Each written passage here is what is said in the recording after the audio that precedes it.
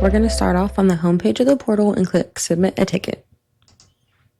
Once here, we'll select our category, which is going to be New User Account, and we'll select our service, which is going to be New User Setup Request, and your selection will have your company included here. And then we'll click Next.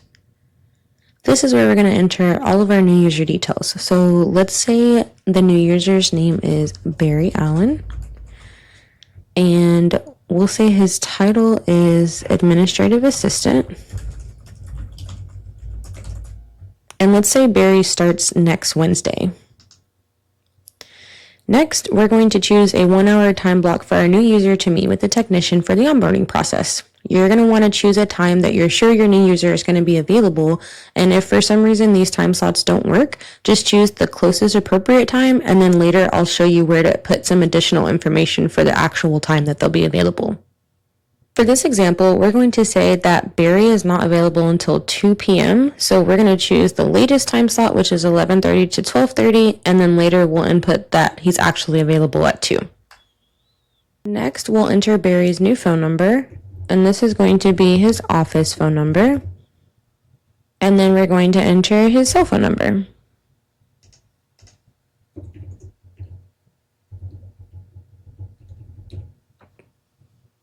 After this, we're going to choose who Barry's supervisor is, and we'll say that is Tony Stark. And lastly, we're going to enter his email address.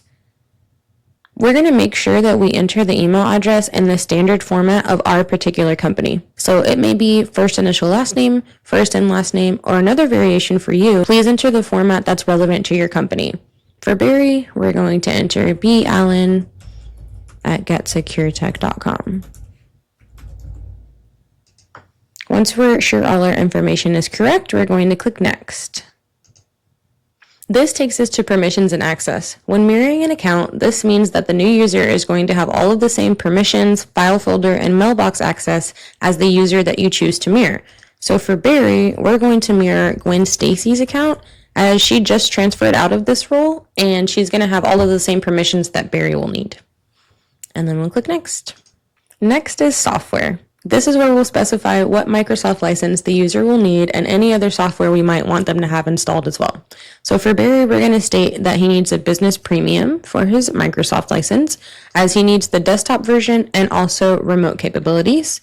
And then we're also going to add PDF Exchange, as Barry's going to be working with some editable forms and he'll need this tool. And then we'll click Next. This takes us to the user's equipment. Let's say Barry needs a new laptop, so we'll need a quote provided to us for this.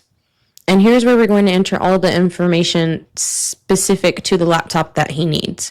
So what type of laptop did he need? We're going to do Lenovo to stay with our company standards.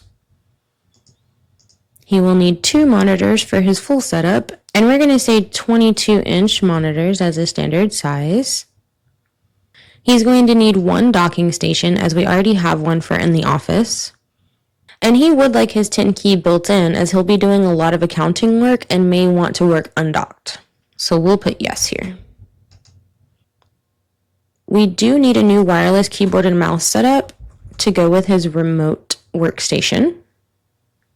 And for additional equipment needed, let's say we also need another headset, so we'll go ahead and notate that here.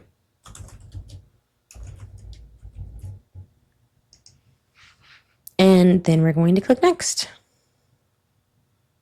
Now we're on the last page of the form, and this is where we'll enter any and all additional information that our technician might need to help our onboarding process run as smooth as possible. Some examples might be like what we discussed earlier. The time slot choices didn't work for us, so we're going to notate here that Barry will be available at 2. As you can see, this generated us a ticket number, and we can press View Ticket to see the current status of the ticket, if a technician has been assigned to work it yet.